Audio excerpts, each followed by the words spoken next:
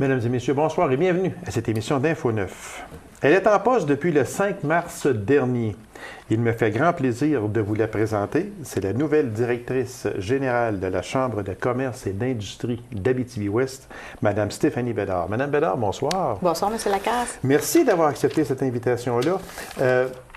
Vous allez peut-être trouver, et comme vous m'avez dit au téléphone, déjà, parce qu'on veut vous faire connaître le plus possible, parce que la Chambre de commerce et d'industrie d'Abitibi-Ouest a un rôle essentiel, primordial. On peut en mettre beaucoup dans notre coin de région. Elle est très fonctionnelle, elle est très active également. Alors, c'est pour ça que je tenais à vous présenter à la population. Je prends les devants. Alors, c'est pour ça que tu es en poste, vous êtes rendu ici immédiatement. Alors, on vous remercie d'avoir accepté cette invitation-là, Mme Merci Bédard. de m'avoir invité. Si on parlait un peu de vous, parce que vous êtes originaire de la région, mais vous avez quitté la région, vous êtes revenu et vous êtes maintenant en poste. Alors, si vous vous décriviez un peu, tout simplement, à savoir, vous êtes originaire de quel endroit, etc. Bien, en fait, je suis originaire de Val-d'Or. OK. Mes parents sont originaires d'Abitibi-Ouest. Donc, mon père vient de Palmarol, ma mère d'Agalichan. Ah, OK. Et pourquoi Val-d'Or? C'est tout simplement qu'à l'époque, mon père travaillait pour Télébec. Et il était à la direction de Télébec au niveau de l'Abitibi-Témiscamingue. Et il était posté à Val-d'Or. OK. Donc, effectivement, je suis née là. Par la suite, mon père a été transféré à Bell Canada. Ah, OK. Au début, c'était un prêt de ressources entre Télébec et Bell. Par la suite, un transfert complet. Donc, on s'est promené, on a gravité autour de la région de Montréal, ce qui fait que j'ai passé un peu plus de 30 ans de ma vie, disons, dans la grande région de Montréal. Oui, tout à fait. Exactement, OK. Effectivement. Et depuis quelques années, mes parents, mon père est à la retraite, ma mère vient tout juste de prendre sa retraite aussi. Je dirais peut-être plus une pré-retraite dans son cas. Eux avaient le projet de revenir en Abitibi parce que leurs mères sont toujours en vie. Puis ils voulaient pouvoir profiter des dernières années avec elles. Et c'est certain que je suis enfant unique. Pour eux, la distance était moins intéressante, d'autant plus que j'ai moi-même un enfant de 2 ans. Donc là, étant grand-parent, ils ne voulaient pas être trop loin. Et nous, on a décidé de suivre. Donc, en prenant la décision de venir comme famille, s'établir en Abitibi. Revenir à vos sources. Exactement. Mes parents ont fait vraiment le saut. On dit que vous êtes revenu en région loin du stress de la métropole. Loin du stress. Bien, loin du stress. C'est un grand mot. Oui. Oui, la métropole, comme partout ailleurs, il y a un stress. Mais c'est pas... Montréal a son stress. Je suis convaincue que la région de Québec a le sien. Ici, tout le monde a son niveau de stress, son facteur environnant. C'est juste différent. Par contre, le choix de famille qu'on a fait, si on vous donne le choix entre élever une famille à Montréal ou en Abitibi, nous, par rapport à nos valeurs, c'était de revenir en région pour avoir peut-être un niveau de vie familial plus adéquat par rapport à ce qu'on recherchait, tout simplement. Il y en a beaucoup qui quittent notre région pour s'établir dans les grands centres et reviennent parce qu'on ne sort pas l'Abitibi d'une personne. Jamais. Effectivement. Je le crois. Parce que même il y a notre caméraman qui est justement là, qui justement est de l'Abitibi, est allé travailler dans les grands centres et est revenu. Fait que, il y en a plusieurs autres aussi comme ça. Fait que, on dit que c'est votre bagage d'expérience pertinente qui a impressionné le comité pour votre sélection. Premièrement, qu'est-ce qui vous a incité à poser votre candidature au poste de directrice générale, parce que c'est quand même, c'est beaucoup. C'est beaucoup. Il y a d'énormes dossiers et juste à vous voir fonctionner, le peu que l'on a vu de vous, vous allez mener à bien ces dossiers-là, j'en suis persuadé. Mais qu'est-ce qui vous a incité à poser votre candidature au poste de directrice générale? Vous l'avez dit d'entrée de jeu, une chambre de commerce, que ce soit ici ou ailleurs, mais une chambre de commerce, est dans une région, pour moi, est un incontournable. C'est un joueur important pour le développement économique et quand j'ai vu l'opportunité petite parenthèse, depuis mon arrivée en Abitibi-Ouest, j'ai décidé de m'impliquer au niveau de la Chambre de commerce. Donc, j'ai eu l'opportunité de siéger au conseil d'administration pendant, je vous dirais, un 6 à 8 mois, qui m'a fait découvrir l'organisation ici, en région. Et quand le poste s'est ouvert, de par mes expériences passées, de par mes implications, je vous dirais, dans la région de Montréal, mais sur d'autres types d'organisations similaires, c'est venu vraiment susciter l'intérêt en moi de dire oui, c'est un gros défi. C'est un beau défi. Mais c'est un beau défi, oui, effectivement. Oui. Donc, c'est ce qui m'a amené à appliquer parce que je crois à la mission et au mandat et la raison d'être, dans le fond, des organisations telles qu'une chambre de commerce.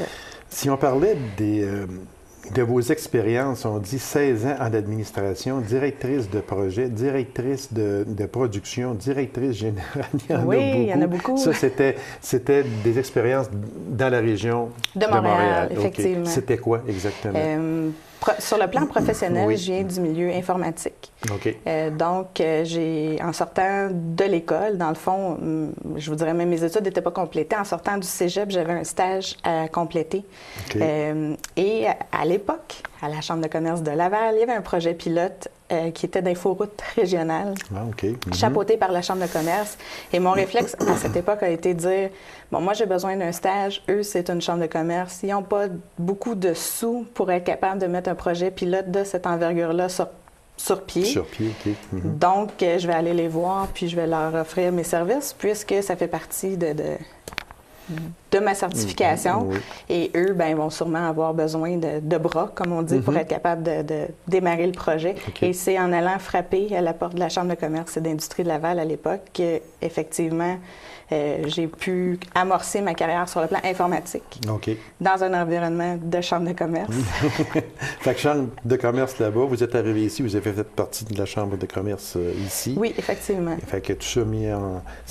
Le poste vous revenait, madame? Bien, me revenait, non, ça c'est... En parlant de chambre de commerce. Oui, de chambre de commerce peut-être, mais... qu'il y a eu d'autres candidatures aussi. Définitivement. J'en suis persuadé. Définitivement. On dit que vous êtes une bonne communicatrice. C'est ce que l'on dit. Moi, j'ai fouillé, moi. C'est correct. C'est ça qu'on dit.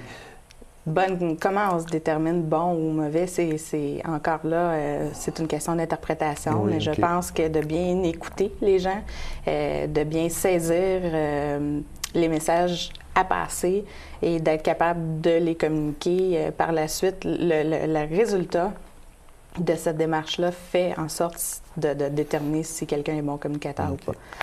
Alors, je pense que les gens, dans le fond, parlent de moi comme une bonne communicatrice de par mon implication dans d'autres organisations de la région de Montréal. Il y a une chose qui m'a frappé un peu, c'est qu'on dit que vous avez une solide expérience en gestion d'équipes multidisciplinaires. Oui. Encore, si on se ramène en contexte informatique dans la région de Montréal, on se retrouve au sein d'équipes, dans le fond, comment je pourrais vous dire, de grosses équipes de travail. Et souvent, c'est multidisciplinaire. C'est qu'au niveau informatique, on peut avoir une équipe de développement, on peut avoir une équipe d'analystes, une équipe de design, une équipe...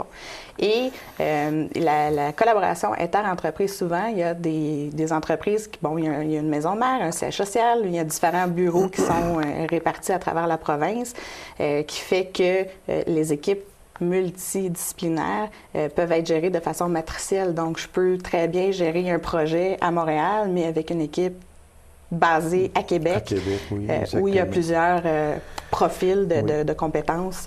Donc, c'est de là que ça vient, le multidisciplinaire. Oui.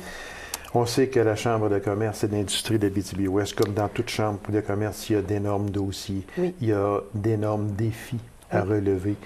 Quel serait pour vous disons, le premier grand défi que vous avez à relever? C'est certain qu'il y a des défis, comme vous dites, il y en a plusieurs. Les défis sont déterminés par les enjeux. Les enjeux sont décidés et amenés par les membres du conseil d'administration. Donc, c'est pas tant mon défi à moi que les défis de la Chambre de commerce. Je vais vraiment me baser sur le plan d'action qui est établi. On a des activités, vous savez, on est présent au niveau de l'organisation des activités.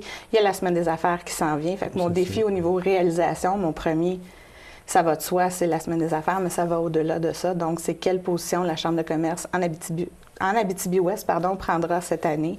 C'est sur quoi on travaille présentement avec les membres du conseil d'administration pour que, justement, la Chambre prenne sa place comme joueur clé, joueur incontournable au niveau de la région. Parce que les dossiers sont là, les défis sont là. On en revient aussi annuellement à plusieurs choses qui reviennent d'année en année. On parle du Gala Excellor, on parle du tournoi de golf. Du tournoi de golf. Alors, ce sont des dossiers qui seront continués par vous.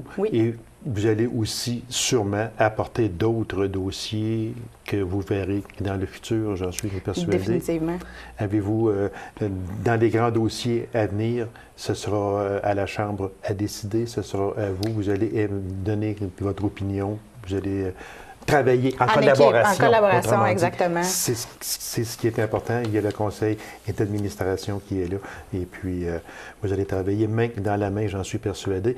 Madame Bédard, merci infiniment. Ce fut agréable. On va se revoir sûrement encore à plusieurs occasion et je vous souhaite un très bon règne comme directrice générale de la Chambre de commerce et d'industrie de l'Abitibi-Ouest. Je vous remercie beaucoup, madame. Merci, M. Lacasse. Alors, mesdames et messieurs, courte pause et on vous revient immédiatement après. Restez avec nous.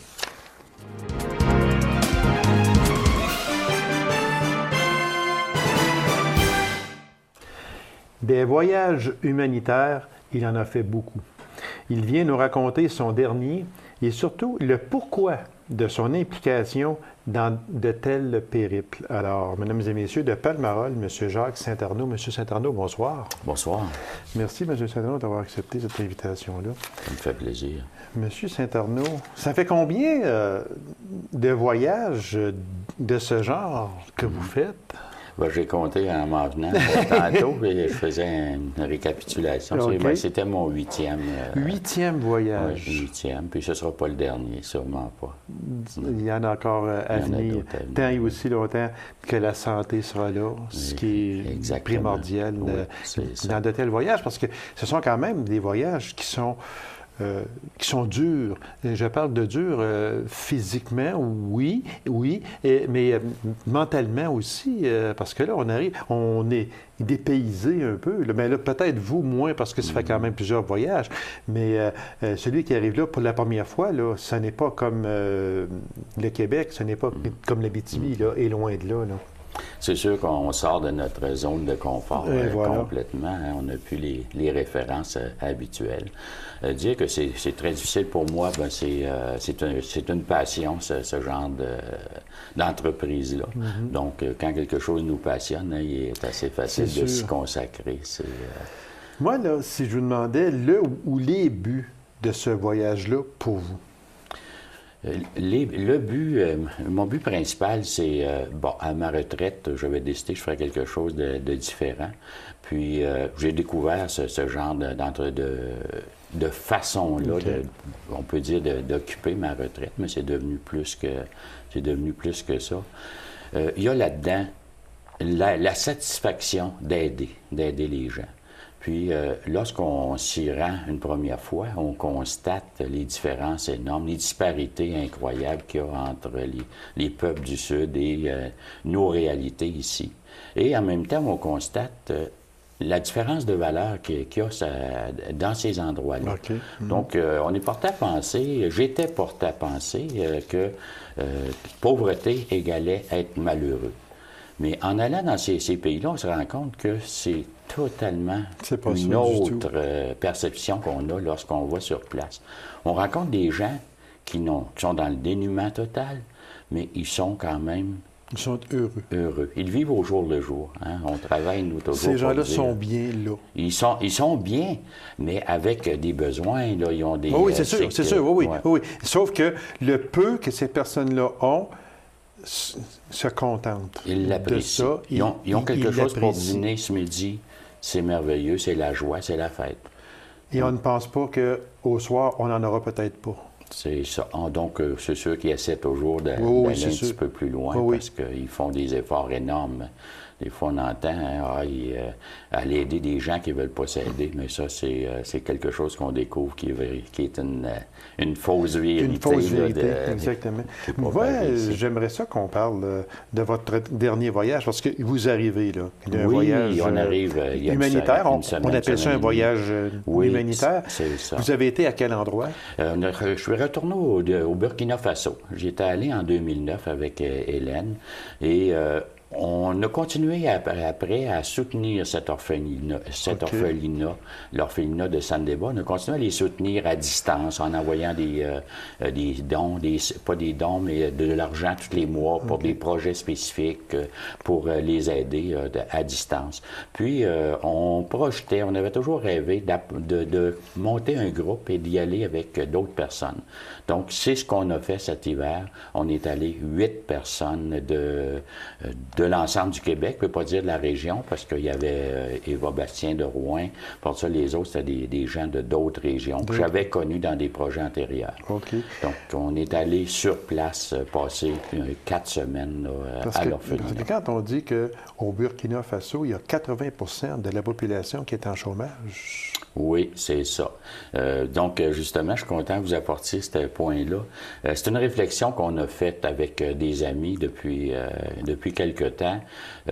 Les premiers projets, quand on allait en Amérique du Sud, on allait faire de la construction. Donc, travailler au pic, à pelle, faire brasser du ciment et tout ça. Puis, on s'en va dans des pays où le problème endémique, c'est le chômage. Le chômage. Donc, on a abordé ça d'une façon complètement différente cette année avec nos bénévoles, les personnes qui nous ont accompagnés. On s'est consacré plus à de l'étude, plus à relever les besoins, les véritables besoins du milieu avec les gens qui étaient là. On avait une infirmière qui s'occupait du point de vue de la santé. On avait une ancienne restauratrice qui a analysé toute la question de la nourriture. On avait 2 enseignants qui ont travaillé dans les écoles primaires et secondaires pour relever les besoins puis aller chercher qu'est-ce qu'on pourrait faire dans ces écoles-là. On avait des travaux à faire. Exemple, on a apporté l'eau, on a installé un endroit plus confortable pour recevoir des groupes de bénévoles. Comme lorsqu'ils retourneront. Il y a des étudiants aussi qui ont commencé, comme des étudiants de Cégep de Rouen qui sont allés à l'automne, des étudiants en travail social avec Joanne Desaulniers, puis ils vont retourner à l'automne, puis il y a possiblement d'autres groupes comme ça. Fait qu'on a aménagé cet endroit-là et on avait une tranchée à creuser pour amener l'eau à ce dispensaire. C'était l'ancien dispensaire, amener l'eau. Il y avait une tranchée d'à peu près 600 mètres, quelque chose du genre à creuser. Si j'avais mis bénévole là-dessus, il aurait creusé pendant 1 mois au pic, la pelle. Puis, c'est des gens retraités. Donc, à la place, j'ai fait appel à des gens du village. Puis, il y a une association de jeunes, de groupes du village. Ils ont dit, nous autres, ça nous intéresse. Puis, ils m'ont fait ce qu'ils appellent un devis là-bas, une soumission. Puis, à peu près c'est un équivalent d'argent d'ici, 250 $. Ils ont creusé, ils sont arrivés. le matin, on était encore à se préparer pour le déjeuner, puis tout ça. Dès que j'entends du bruit dehors, je sors à l'extérieur, j'aperçois une multitude de jeunes. J'en ai compté 32, puis il était plus que ça. Ils sont arrivés avec une brouette, les pelles, des chaudrons pour faire leur dîner. Et dans la journée, ils ont creusé cette tranchée-là au complet. Nous, ça nous aurait pris 1 mois. Mais je comprends. Ils sont partis, les autres, ils étaient contents parce qu'il y avait 250 $. Donc, pour eux autres, c'était une fortune. Pour eux autres, c'est une fortune. Puis, le genre de travaux qu'on a fait faire avec l'argent, bien sûr, des donateurs, on a des gens qui commencent à s'impliquer, puis on tient à ce qu'ils continuent aussi à s'impliquer si on veut continuer à les soutenir.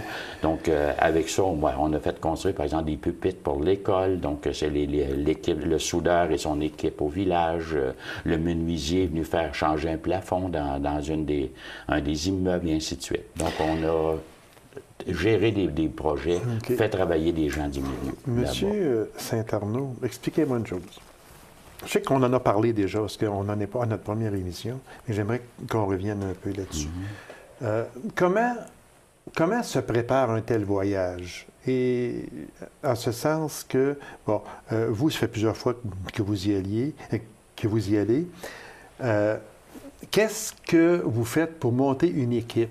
Qu'est-ce que cette équipe-là a à défrayer comme coût là-bas, ça vous coûte quoi? Tu sais, là, c'est quoi, là, en fin de compte? Qu'est-ce que vous avez, vous, à débourser? Parce que des fois, il y a des personnes qui pourraient dire, « Hey, moi, ça m'intéresse, je vais aller je vais aller travailler dans une cause humanitaire, que ce soit en Afrique ou peu importe à quel endroit dans le monde, mais qu'est-ce qu'il faut que je paye? » Comment vous formez de vos équipes et qu'est-ce que ça vous coûte? OK. Je vais essayer de le résumer rapidement. Donc, ce n'est pas gratuit pour les bénévoles qui vont là. Okay. Parce qu'on fait une distinction nette et claire entre les sommes qui sont perçues dans le public, qui servent uniquement à faire des travaux puis à améliorer les conditions là-bas. Ça ne sert pas à votre voyage. Jamais, d'aucune façon, ça, il y a bon de le une dire. distinction. Puis même, disons que le bénévole a à payer son billet d'avion. C'est pas peu pour aller au Burkina Faso, c'est 2000 $ un billet d'avion pour aller au Burkina Faso. Par personne? Par personne. Chacun, donc on va parler pour chacune des personnes, oui. Billet d'avion, c'est environ 2000 $. Okay. Ensuite, les frais de subsistance là-bas. Donc, à l'orphelinat, nous autres, on va là pour les aider. Donc, on dit, avec l'auberge qu'on est en train d'installer, qu'on appelle l'auberge Nassara. Donc, on essaie de rendre un endroit confortable, puis on veut que ça rapporte des sous à l'orphelinat. Okay. Donc, on verse 15 $ par jour à l'orphelinat pour qu'ils nous nourrissent. Donc, Okay. c'est les autres qui font la nourriture. C'est une nourriture de base. On a trouvé qu'on était quand même relativement bien nourris. Donc, il faut penser, on n'est pas d'un grand hôtel. C'est pas un 5 étoiles, on est en Afrique. Donc, les gens ont à payer pour leurs frais de subsistance. Ensuite, on leur demande une contribution chacun de 400 $. Donc, en gros, les gens payent tous leurs frais, puis nous autres, en retour, on s'engage à les loger puis à les nourrir là-bas. Okay. Ce qui peut équivaloir à quoi, mettons, 3 à 4 000 $ par personne? Environ, là. Environ, c'est ça que ça correspond, là, un petit peu plus que 3 500 $ que chacun a eu à débourser. Donc, un avantage, par contre, c'est l'avantage fiscal. Oui, donc, sûrement. Ça, c'est comme tout don qui sont faits pour une cause, une œuvre quelconque. On parle d'impôts à ce moment-là. On peut avoir donc, un retour d'impôt. On peut avoir un retour d'impôt là-dessus. Monsieur Saint-Arnaud, on dit que les participants auront chacun une tâche à accomplir en sus des travaux physiques. On parle, mettons, du volet santé, volet alimentation, éducation et matériel. Oui. C'est important, c'est sûr. C'est ça. Oui. Disons que nous, on l'avait construit comme ça, notre projet. Oui. Puis, on a eu vraiment... on dit des fois qu'il y a quelqu'un au-dessus de nous qui nous amène des gens qu'on a besoin, mais sans vraiment choisir, on avait les personnes adéquates et... un petit exemple bien simple, on a eu à fouiller tous les dossiers puis à monter tous des dossiers pour chacun des enfants. On avait une dame avec nous que je connaissais depuis de longue date, je ne savais pas. Elle avait une formation de notaire. Fait qu'imaginez pour fouiller dans des dossiers. Hein? Donc, on a découvert ça là-bas. Hein?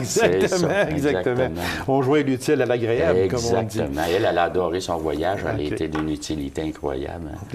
Hein? Monsieur Saint-Arnaud, est-ce qu'on peut dire que quand une équipe comme la vôtre, là, qui est arrivée au Burkina Faso, entre autres, là, ça peut être ailleurs aussi, mais disons qu'à votre dernier voyage, est-ce qu'on peut dire que vous êtes une équipe, vous êtes porteur d'espoir? Est-ce qu'on peut dire ça? C'est un beau terme parce que c'est vraiment ça. Les gens là-bas, là, quand j'arrive, là, ils m'appellent. Moi, c'est Jacques, mon prénom. Puis prononcé là-bas, ça fait Monsieur Zach. Quand je suis revenu, les gens me reconnaissaient de 2009. Ils viennent nous donner la main. On est des amis qui arrivent. Là. On n'est pas, ils nous voient pas. C'est pas le. Vous n'êtes pas des sauveurs. Non, on n'est pas des sauveurs. On n'est pas des signes de pièces non plus. Non, exactement. Vous êtes des êtres humains, puis vous venez de donner une lueur d'espoir à ce peuple-là, à ces personnes-là, qui, soit dit en passant, c'est la pauvreté presque à l'extrême. C'est ça. Mais c'est des gens qui ont contact humain, une chaleur humaine difficile à décrire. Il faut le vivre. Donc, je parle encore avec les bénévoles qui nous ont accompagnés là, au téléphone. Puis, le retour n'est pas facile à retomber dans notre monde de consommation. Ah, c'est sûr que ça ne doit pas être facile, exactement. Ça prend... il y a la petite déprime du retour. Le contraste est frappant, monsieur. Le contraste est frappant. Encore plus au retour qu'à l'arrivée là-bas. Parce que là-bas, on est dans le bain. On n'a plus nos références. Donc, on se laisse quand on revient ici, on revient dans notre bulle, autrement dit. C'est en plein ça. Parlez-nous, dans votre dernier voyage, température, chaleur, pluie, moustique, est-ce qu'il y en a beaucoup? Chaleur, c'est quoi? On choisit le bon moment dans l'année pour y aller. C'était la même chose en 2009. Janvier, février sont les mois de la saison sèche où c'est le plus frais. Donc, la nuit, on peut être alentour de 20 degrés et le jour, ça peut aller à 30, 32, 35 degrés peut-être, mais c'est une chaleur très sèche. Donc, c'est facile à endurer. Bien. Mais si on décale un petit peu dans le temps, on arrive au mois d'avril, comme à ce temps-ci, là, bientôt, il va faire 50 degrés dans le jour. Donc, c'est très difficile. Si on a après ça, de mai à août, c'est la saison des pluies. Donc là, il y a moustique, il y a chaleur, humidité et tout ça. Donc, c'est assez varié comme il y a sûrement plusieurs vaccins que vous devez avoir aussi avant d'aller dans ces Oui, c'est sûr. Il y en a un qui est exigé, c'est la fièvre jaune. C'est sûr qu'on prend toujours les anti-malaria, j'oublie le nom, là. Donc, c'est des médicaments de base, puis les vaccins tétanos et tout ça. Est-ce que là-bas, en général, la population, est-ce que c'est une population en santé pour le contexte de vie que cette population a là-bas? Ils sont en santé parce qu'ils sont jeunes. Par contre, l'espérance de vie, suivant les sites, j'ai vu là, sur Internet, c'était 38 ans l'espérance de vie au Burkina Faso, puis sur un autre, c'était 45 ans. Mais ça se joue dans cette braquette-là à peu près, l'espérance de vie. Donc, ça nous frappe lorsqu'on arrive, par exemple, tu vas à la messe à la cathédrale à Ouagadougou, c'est tous des jeunes qui sont là. Tu dis, les vieux sont où? J'avais posé la question. Il dit, des gens de ton âge, il n'y en a pas beaucoup. Il y en a quelques-uns, mais il n'y en a pas beaucoup. Hein. C'est... comme juste le temps qu'on était là, on a vu 3 mortalités. Il y avait le monsieur qui nous a creusé les latrines, tout ça, avec son fils de 18 ans. Tout à coup, on passe, puis le fils de 18 ans, il va commencer à avoir mal au ventre la veille, puis il était mort durant la nuit. Ah, mon Dieu! Puis une jeune fille aussi. Puis, tu sais, c'est des... là-bas, c'est la mort, c'est naturel. Ils n'ont pas de moyens. Ah, c'est jeune. Il n'y a pas de soins, à peu près pas de soins, une petite clinique de santé. Puis, Dans ce genre de voyage-là, surtout le dernier, c'est quoi les grands besoins de ce peuple-là ou de ces peuples-là? Ce qu'on a évalué comme besoin, là, c'est, par exemple, on a ouvert là, vers les écoles. Donc, des choses aussi simples que, il n'y a pas d'électricité, là. Donc, on a acheté, entre autres, 2 systèmes solaires pour faire de l'éclairage. Être capable de recharger des cellulaires, par exemple, avec ça. Donc, pour qu'ils puissent non plus, comme disons, le gouvernement a décrété qu'une réforme de l'éducation, il oblige tous les jeunes à aller à l'école jusqu'à l'âge de 16 ans. Mais ils n'ont pas les écoles. Quand on est arrivé un matin, le premier matin, moi, les dames qui s'occupaient de l'éducation étaient allées. Moi, quand je suis arrivé, la cour de l'école était remplie de jeunes. J'ai pensé qu'ils sont en récréation. Puis vers 10h, 9h30, 10h dans l'avant-midi, je dis, il y a une récréation à cette heure-là. C'est pas ça, mais informant au proviseur, la personne qui est responsable de l'école. Il dit non, attendent leur tour pour rentrer dans les classes. Puis avoir le professeur, parce qu'il y a 1018 élèves dans notre école, puis elle est conçue à peu près pour 500 élèves.